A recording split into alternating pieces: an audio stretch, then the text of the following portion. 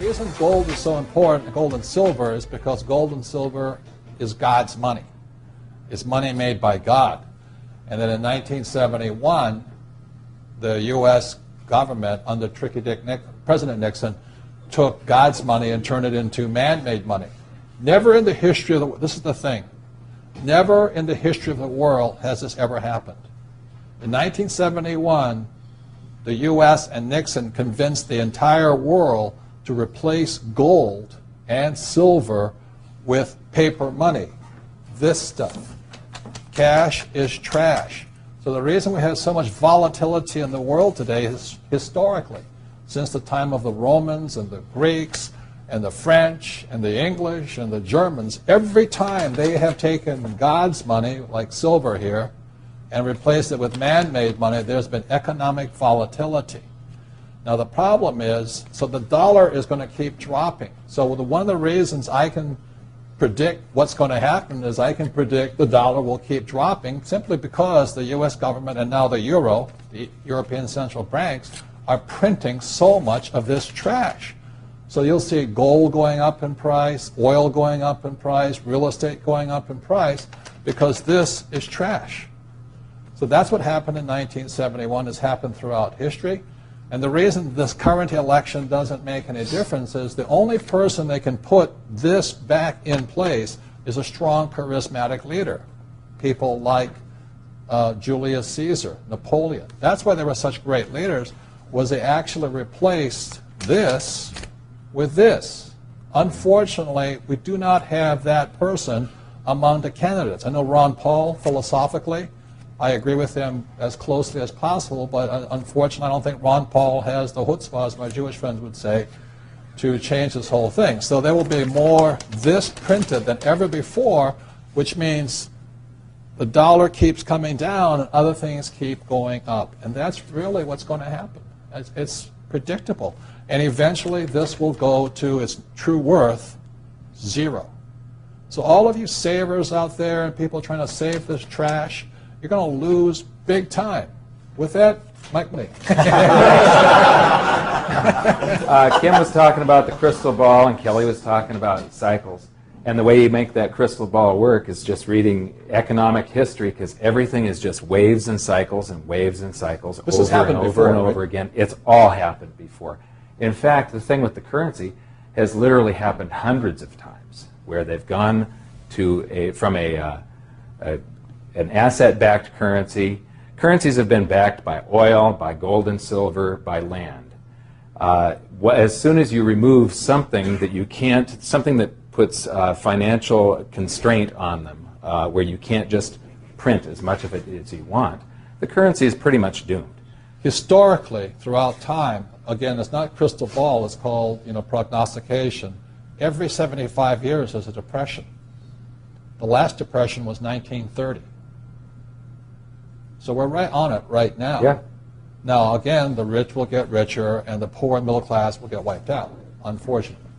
And what's really interesting, if you study history, there comes a time where the public, the mass psyche of the country and the world, this time the world, before it's always been a country, but the mass psyche starts to sense the currency debasement. Everybody should be able to feel it now. You go to the grocery store, you go to the gas station, you can feel that there's a currency debasement going on.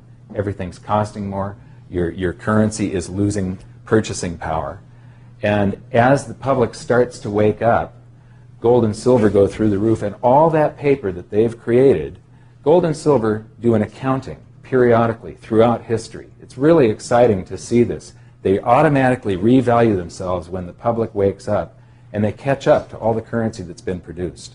For me, I've been saying this for a number of years now, silver is the biggest opportunity I have ever seen, bigger than real estate, bigger than anything else. And silver, as we're talking today, 2008, is about $15 an ounce. Mm-hmm.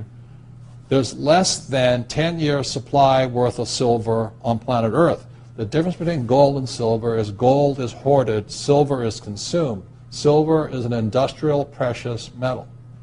It is used in cell phones, telephones, computers, electric lights, everywhere. The more information age we become, the more we use silver.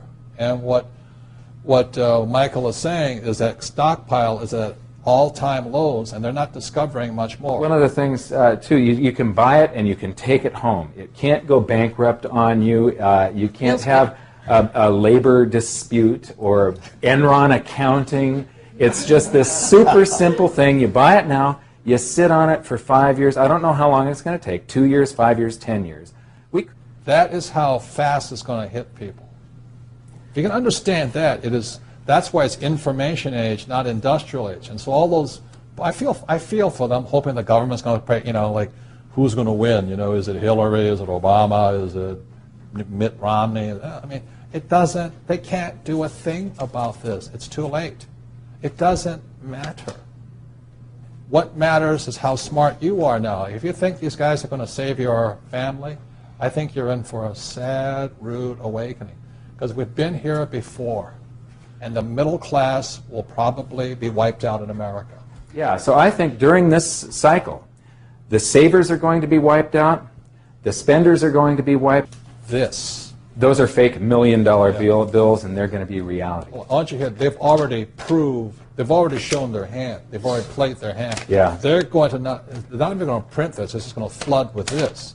So you're going to see this crash and then inflation like we've never seen before. So it really works for us is because we just keep collecting that rent, but then we can pay off those deadbeat loans of ours with cheap money. That is the strategy.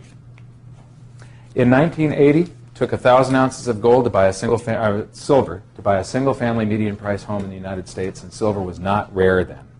When you measure things with gold and silver, there is no inflation. Everything just travels inside of a valuation channel, going from overvalued to undervalued to overvalued to undervalued. That day will come again, but it's probably going to be less than 500 ounces. You want to buy a single-family median-price home outright, no payments, no down payment, 100% cash flow, put $8,000 aside today. You're going to be able to do it in the future. Silver. It's just history repeating. In silver. Silver, sorry. Silver. Don't hold cash. Right. Cash gold is good too, but it won't perform as well. Is trash. Exactly. Repeat after me. Cash is trash. If you can understand that one, your whole paradigm will shift.